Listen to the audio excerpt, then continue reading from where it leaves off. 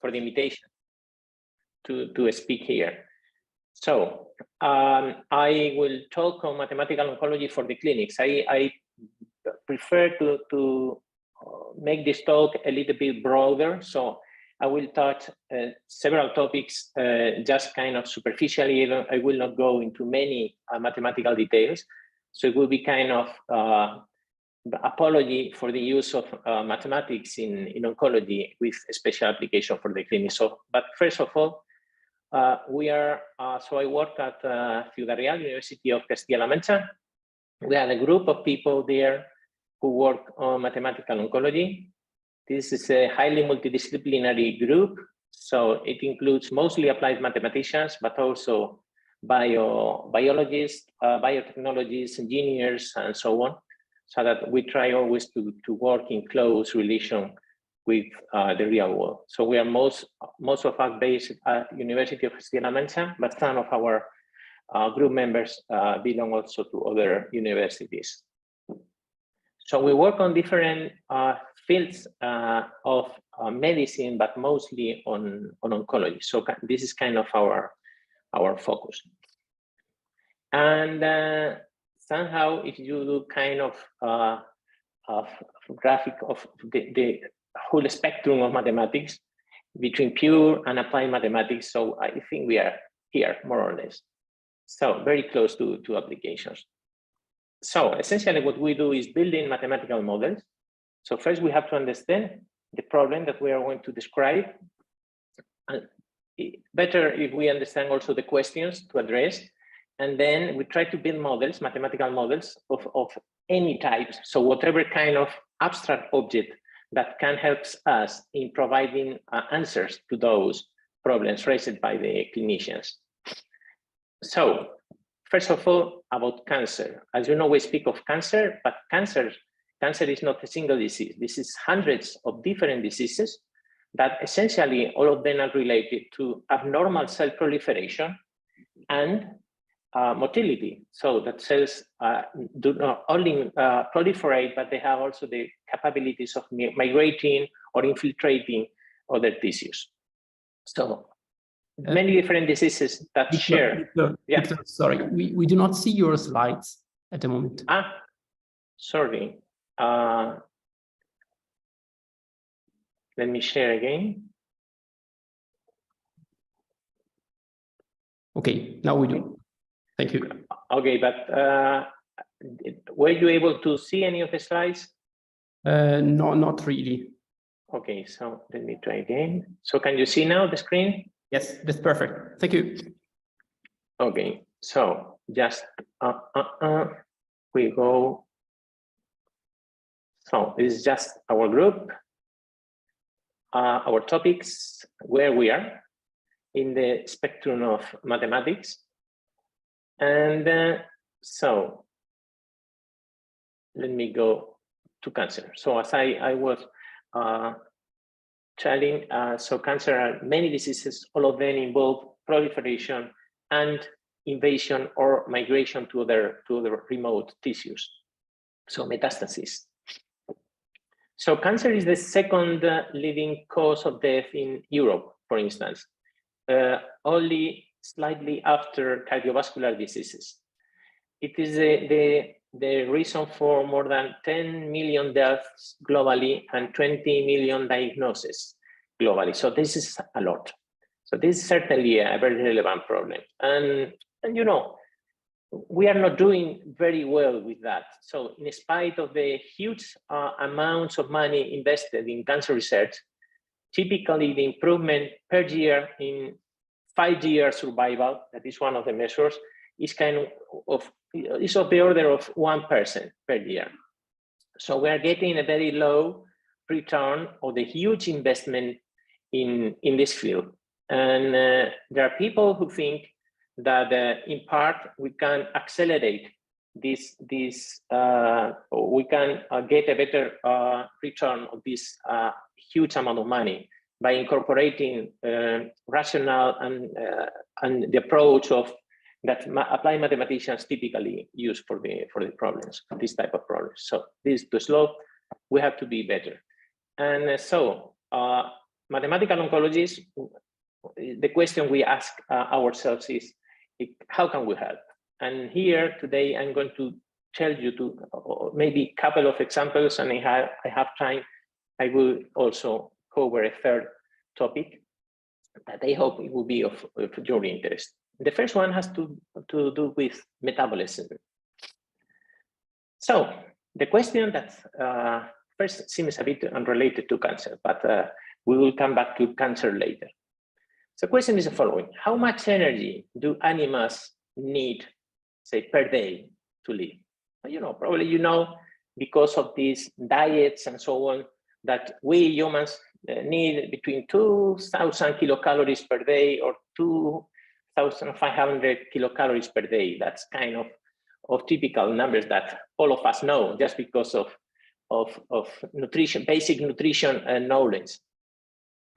And so, but what happens if you are 2 times larger? So a man, say, with a weight of 60 kilos, and there is another one with a weight of 120 kilograms. So certainly they don't need the same amount of energy. There should be different intake of food and nutrients and so on. So the first thing one will expect is that the amount of food, of energy that we need is proportional to our size. It seems the first naive hypothesis that one will consider, because we are made of cells, and so since we are made of cells, you should have 2 times the number of cells that the other one, so you need 2 times the energy. So that's the first thing. But people have known for more than 2 centuries that this is not the case. And in fact, let me go to an example. Something is happening.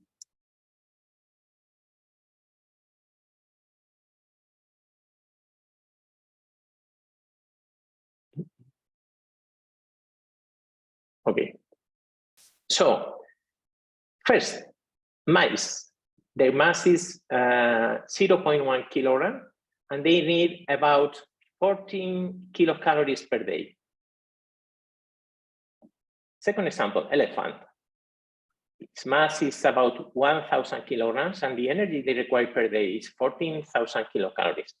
But there is something that you can easily see here, is that the mass of the elephant is 10,000 times that of the mouse. But the energy that the elephant requires is only 1,000 times more than the mouse. So this is clearly not a linear scaling with mass. So whatever the elephant is doing, it is certainly much more efficient than the mouse. So then was the dependence between energy that we need and our size, our mass? The answer to the question was answered by Max Kleber, and more than almost 1 century ago, and he found the right dependence. The dependence he found was just a experimental feeding using different animals, and he found that the best feed is kind of 3/4 power of the mass. And he was honest, because this is the kind of thing that if you feed with 2/3 that is related to the surface, something like that, probably he will get a line that goes close to the points. But he realized that it was not 2/3, it was not 1, it was 3/4. Even when he was not able to explain or to understand why 3/4. Essentially what this means, if you are a cat and you need a fish, if you're a cat that is 2 times as large as the previous cat, then you don't need 2 fishes. Maybe 1.5 fishes is enough. So there is some kind of metabolic economy of scale. It is very interesting that only 60 years later, it took 60 years to find an explanation, and that was published in Science in 1997. By the way, it's a very clever explanation that is related to the fractal structure of the vessels, of the vasculature, of the vessel network that is distributing nutrients. And so there is a lot of math behind the explanation of this 3/4 power law. But there is something even more interesting. Is only 4 years later, the same researchers, West, Brown, and Enquist, they realized that if the metabolic requirements scale with a 3/4 power with mass, that has implications on how the organisms grow from birth to adulthood. And this, they in a very elegant argument, they somehow showed, with a strong theoretical support, that if organism has this type of dependence, that reflects into the growth law. And then they wrote the Bomber-Talanfi equation with that exact 3/4 powers, and they were able to fit experimental data for the growth in time of many different animals. So they found what they call the universal growth law. It's very interesting indeed. So in this research, essentially we know that Claver law gives us the dependence between energy that we require as a function of our mass, and the research by this group that published in Nature in 2001 tells us how we grow in time since the moment of our birth to, say, adulthood. So the question is, what happens in cancer? Because cancer can be considered as an kind of animal or an organism that is independent and living within the cancer patients. So what happens in cancer? What is the relation between size and metabolism? Because you can measure size and metabolism, there is a type of medical imaging that is called positron emission tomography that allows you to measure at the same time the tumor size and its activity, the amount of nutrients that it is incorporating. So if you get data for that, you get images to identify the tumors, you segment them, and that allows you to compare total lesion activity, that is metabolism, with the metabolic tumor volume, that is kind of the mass or the size of the system. If you plot those things in logarithmic scales, you get exactly the exponent beta. So we did that for breast cancer data in order to know what is the beta exponent in real cancer patients. And there is a good regression. So it seems that this is, the dependence is the right one. And when you compute exponent, you get 1.3. So when you get this is not 3/4. No, the first thing you think is, okay, we have something is wrong. Then you check everything. You check everything that can give you some mistake, and finally you don't find anything that's wrong. Then you say, okay, maybe breast cancer, something special happened with breast cancer, so let's forget about this data set and go for another one.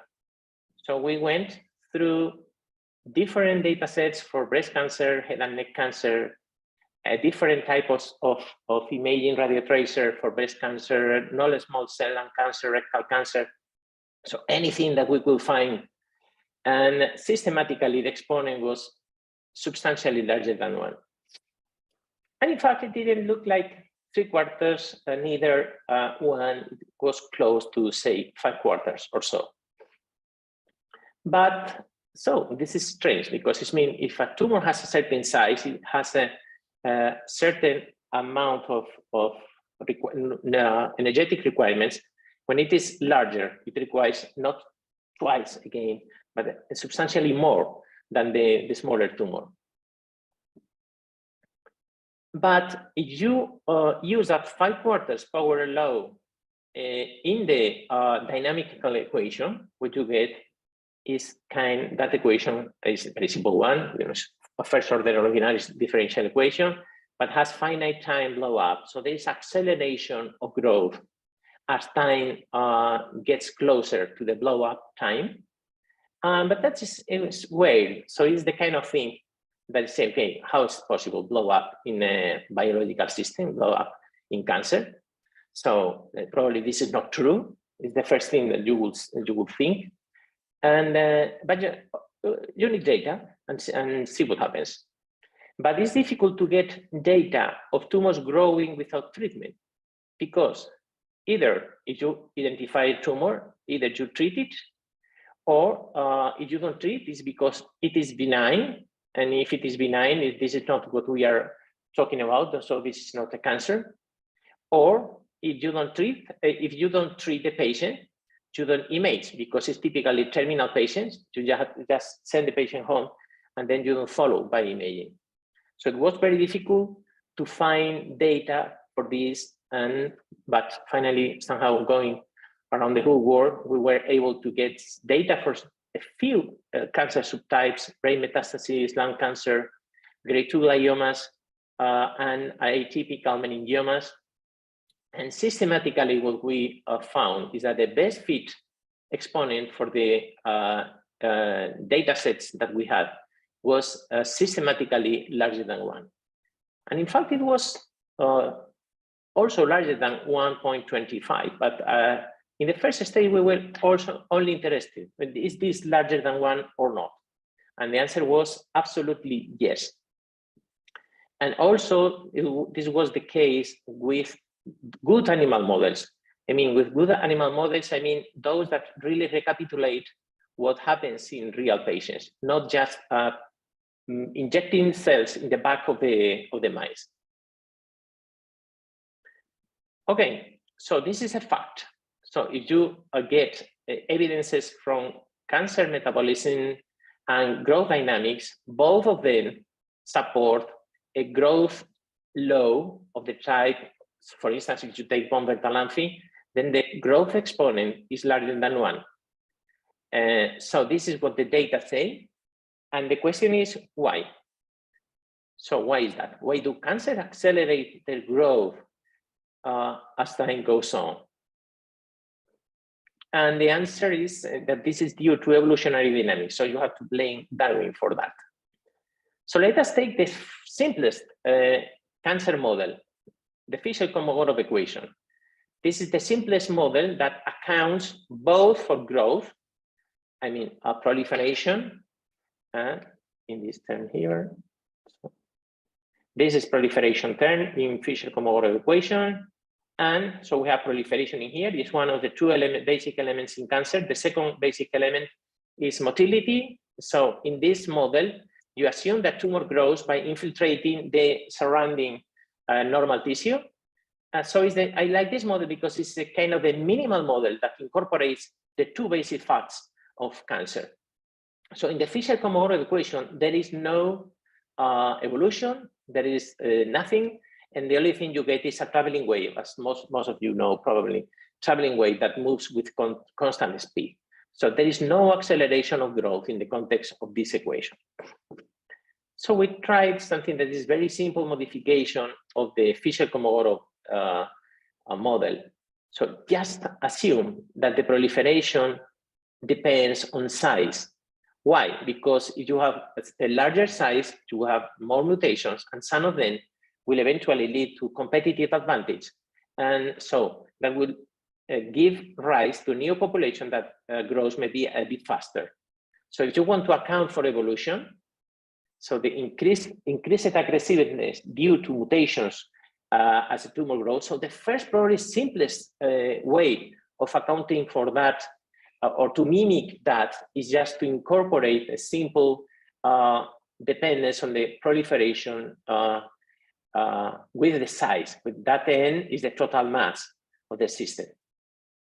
If you do that, then what you get after simulations, because still we don't have a proof for that, but we are in contact with people from working in analysis on non-local PDs to analyze this model. But if you go to careful numerics, what you see is that solutions accelerate their growth in time, and in fact they develop kind of a shock wave in the boundary. So they grow faster and faster and faster, and the front gets sharper and sharper and sharper. So that's simple models. gets you a solution that explodes in time, in a finite time, indeed. And so this is a hint that there can be a connection between this explosion in time and basic evolutionary properties.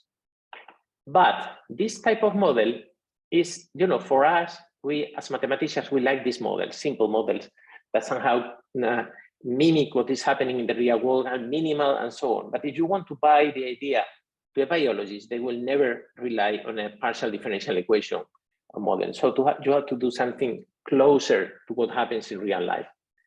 So we did something closer, is what we call a mesoscopic stochastic discrete simulator. It's kind of it's not an individual-based model, because in each cell we have a finite number of cells populations, because we want to go to realistic sized tumors. So essentially in each cell we have different populations that are competing, they proliferate, they can mutate, and they can migrate, they can die. So this is kind of discrete model. And we focus this in this example, we have to understand a specific type of cancer. So this is for glioblastoma. So we incorporated the different molecular alterations that are more frequent in this type of brain tumor.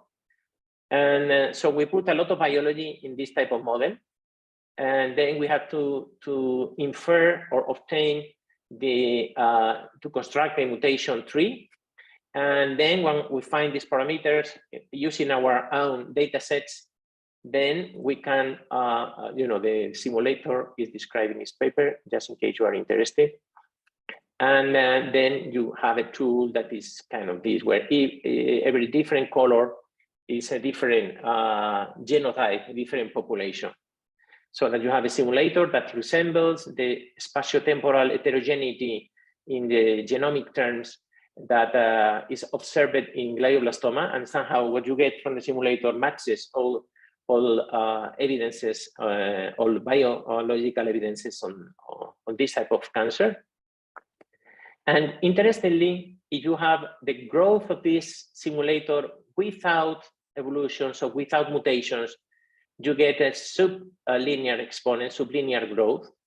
But if you have the complexity, you have heterogeneity, and you have evolutionary dynamics, in this case, genomic evolutionary dynamics, then you get an exponent that is larger than 1, somehow matching our previous experience.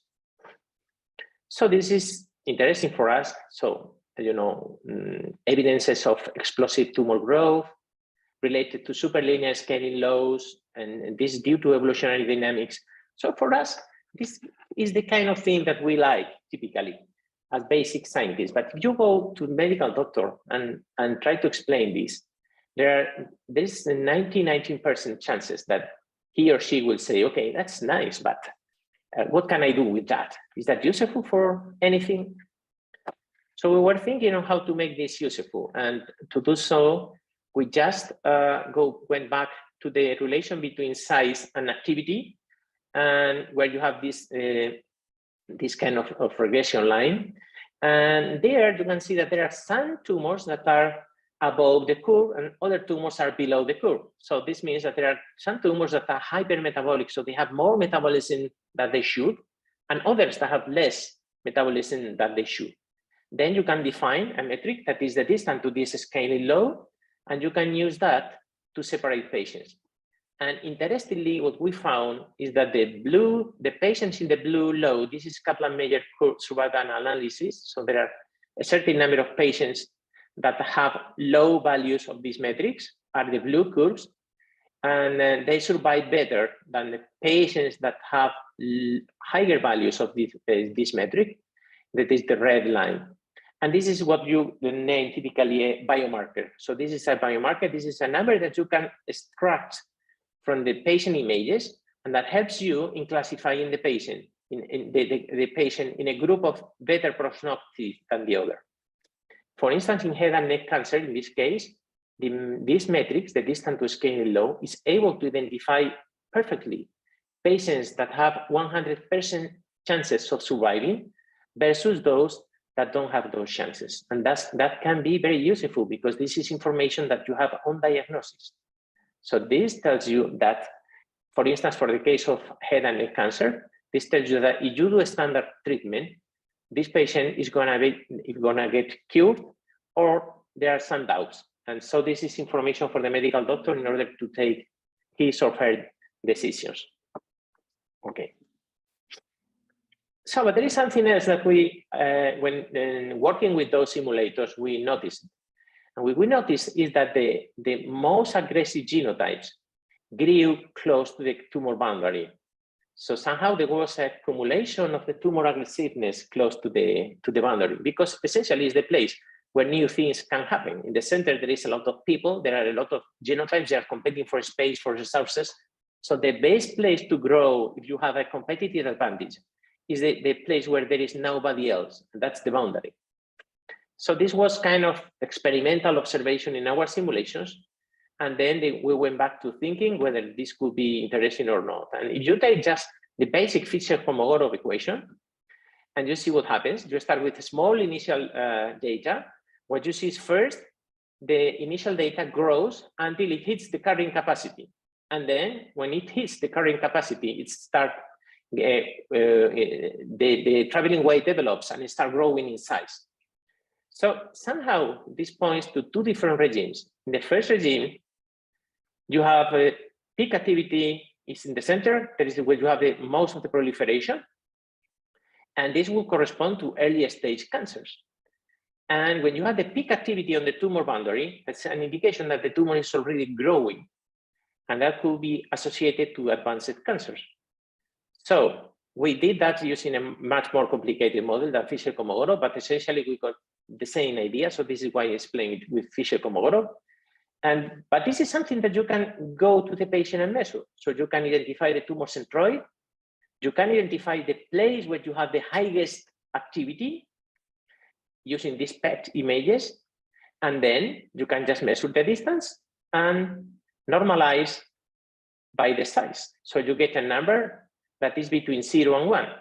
1 means close to the boundary and 0 means very close to the centroid. And we did, again, a similar analysis. And what we found is that also this biomarker had a substantial prognostic value. Again, getting patient data, for instance, in this case for breast cancer, if the peak of tumor activity was placed more than half the total tumor size, the patient had some risk of dying, and in the other case, there was no risk of dying because of the cancer. This is very interesting because this is for cancers that are kind of medically equivalent. So they are the same stage, but within cancer of the same stage, we were able to identify a subpopulation that is worse than the other. And it's something that you can very easily identify just getting images, locating the centroid and computing the distance. And what is more interesting is that this hypothesis came first from the mathematical model. So this was published 1 year ago in PNAS, and now recently kind of follow-up paper on iScience. Okay, the second problem I wanted to tell you about is brain metastasis. Brain metastases are a serious health problem. This happens when cells from the primary brain tumor, or primary tumor, sorry, they are able to extravasate, to go to the circulation and to travel through the blood stream and to find a place to stick to the wall and then go out and then create a new colony in the brain. And unfortunately, this is very frequent. So 20% of all cancer patients develop brain metastasis. In fact, many lung cancers, some breast cancers, and other advanced cancers end up with brain metastasis. And in this situation, there's a problem. It's a problem that the brain is composed of special vessels that are called the blood-brain barrier. So this means that standard drugs have a hard time reaching the brain metastasis. So the only option that is typically available is just use radiation, so stereotactic radiosurgery. Okay, so we were interested in understanding how brain metastases grow before treatment and how do they grow when they recur after treatment. So essentially this type of scenario. First, the situation of growth when untreated, so pre-treatment growth. So how does that look like? And also when the metastasis, when the lesion is back. Sometimes using radiation surgery, you completely remove the lesion and that's perfect. Sometimes there is no response at all, so there is continued growth.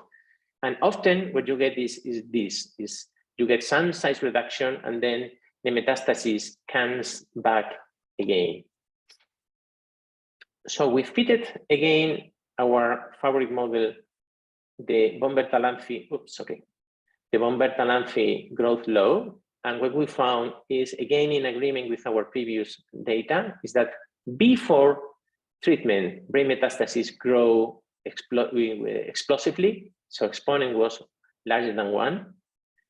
In fact, it was 1.59. But when brain metastases recur after treatment, the growth exponent was substantially smaller. So it happened when treating the metastasis with radiation therapy, when treating the metastasis with chemotherapy only, when radiation therapy is not an option. And when you did, when medical doctors did combined treatments systematically after treatment, there was growth, but the growth had a substantially smaller growth exponent. And then you can wonder why.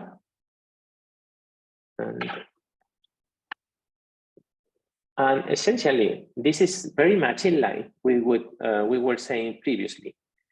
Everyone knows that treatment reduces the tumor heterogeneity because there are some tumor genotypes or phenotypes that are more sensitive to treatment. Some of them are completely removed out, but there are some of them that are more resistant. So this is very well known in biology that when you treat tumor, you reduce substantially heterogeneity. But if you reduce heterogeneity, then from our point of view, you reduce evolutive capabilities, at least for some time after the tumor is able to reconstitute its variability. So what we see with this reduced exponent after treatment matches very well our previous conceptual framework. And so this is, again, kind of interesting thing that you can go to medical doctor, but again, he would say, okay, but what can I do with that? So we were thinking on what to do with that. And one possibility is the following. There is a substantial problem in the clinics. And it is that after treatment, you get often regrowth, but that regrowth is not always tumor regrowth. Sometimes it's just inflammation. There you have two examples.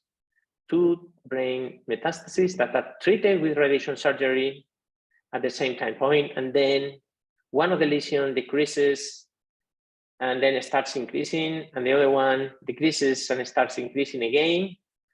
And the question is it possible to know if any of them, or both of them, or none of them is a tumor regrowth, or is just inflammation? Because this is a key element. If it is just inflammation, sometimes you don't have to do anything. So the medical doctors don't have to do anything. Just wait until the inflammation goes down. And that's it. The patient doesn't have any more brain metastasis. But if it is a regrowth or relapse of the lesion of the brain metastasis, then you need to do something as soon as possible, because you have a therapeutic window. And the only option that you have typically after wasting radiation therapy, you have already done radiation therapy. In general, you cannot do this twice because of toxicity. The only option is doing open brain surgery. So you have to open the head and go there and take out the lesion. And as you can understand, this is a very invasive action. And the problem is that you are the medical doctor, you see this, you don't know whether this is option 1 and option 2. And there are no tools the radiologists don't have tools to discriminate both situations. So we wonder whether, in this case, for instance, one of them is a regrowth and the other one is just inflammation. So we were thinking whether we could use our simple growth models to discriminate both situations. And we just got this data for patients that were having just inflammation, so radiation necrosis is the technical name, versus patients that were having tumor relapses. And we were analyzing them with the Bomber-Palafi equation, computing the beta exponents. And it turned out that inflammation growth was substantially faster than real tumor recurrences.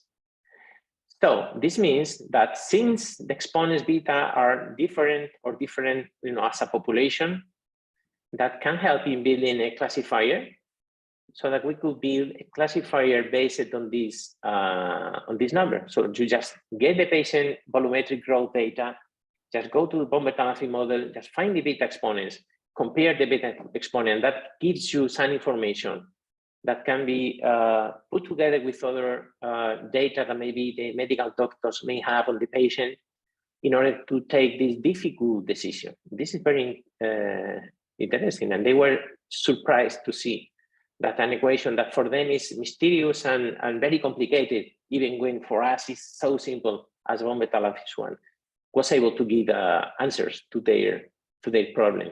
In fact, this was published in a journal, it's just a neuro-oncology journal. And it's a bit amazing that inflammation grows so fast, because typical exponents are 2 or less than 2 or something like that. But that's something that you can also analyze using mathematics. So we did different types of models, ranging from ordinary differential ones, differential equations, partial differential equations, discrete, mesoscopic, stochastic simulators, and finally we got an understanding on how that happens. But anyway, from the practical point of view, it works. So you have 5 minutes, then let me go very briefly to something that I find very interesting, is that once you have this type of models that work and that somehow are validated with patient data, with a lot of patient data, then there are things, very interesting things that you can do. And one of them is using those models for treatment optimization. I don't think nobody will ever be able to use these models to decide whether the tumor cell density in 2 months is going to be higher or lower in this place or in the other. So those we cannot have enough biological knowledge to make very precise predictions on that. So I think that a way of thinking of research is probably taken as nowhere. But if the model is reasonable and incorporates a sufficient amount of biology, it can help in optimizing treatments. And just let me show you one example from our own research. So now I will discuss low-grade gliomas. This is brain tumors that grow very slowly, typically affecting young people, but that end up being fatal because they are infiltrative and you cannot remove them by surgery. So one of the preferred treatments for these tumors is chemotherapy. But even when these tumors grow very slowly, the treatment is very aggressive, it's very intensive.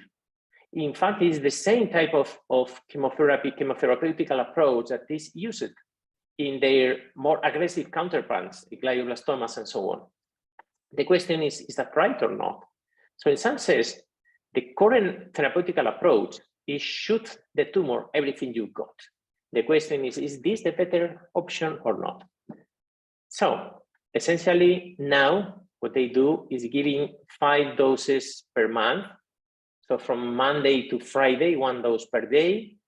Then you have 1 week on, 3 weeks off, and again 1 week on, 3 weeks off, and they keep that treatment for typically 1 year, 18 months, or something like that.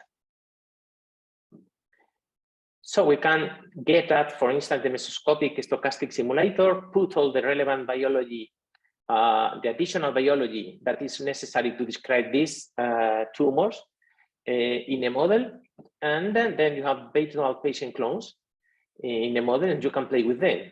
You fit individual data for individual patients, for real patients. You get the estimates for the parameters, and then you can use either those patients or build new patients that are close to them in the parameter space. And then what we found using computational, so virtual twins, was that less intensive protocols are better or will be better. So instead of giving, say, 5 doses per month, less will be better. That's a bit counterintuitive. In fact, we found that a very effective protocol would be just to give 1 dose on Mondays and then have 2 weeks off, and then another dose on Monday, but you could also wait 3 weeks. So 1 dose every 2 weeks, 3 weeks, that would be great. And essentially that will give you a better survival. The resistance to the drug will develop later, and there will be less toxicity.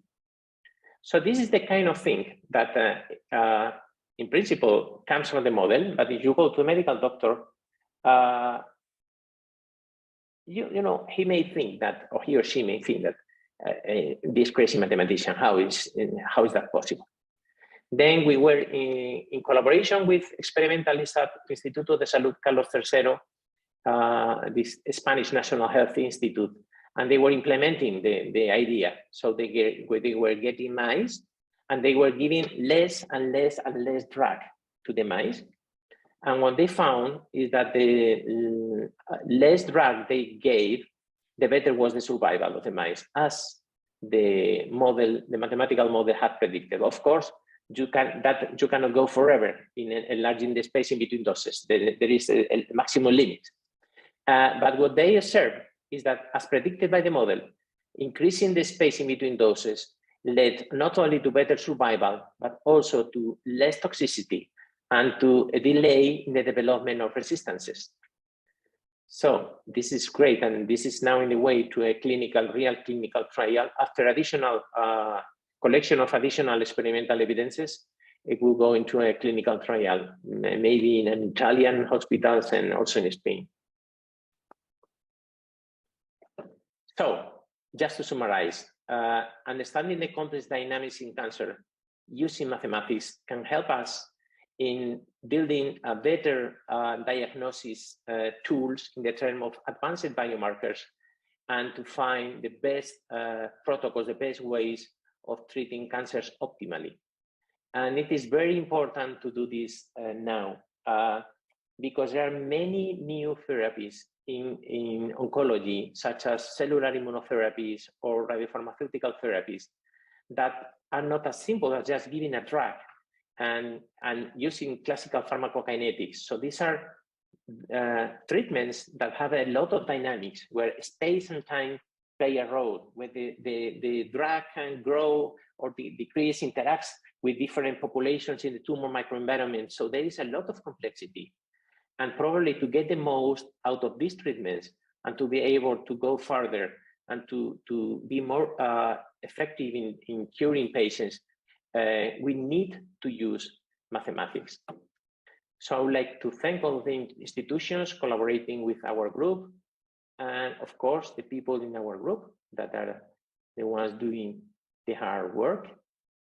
And thank you for your attention.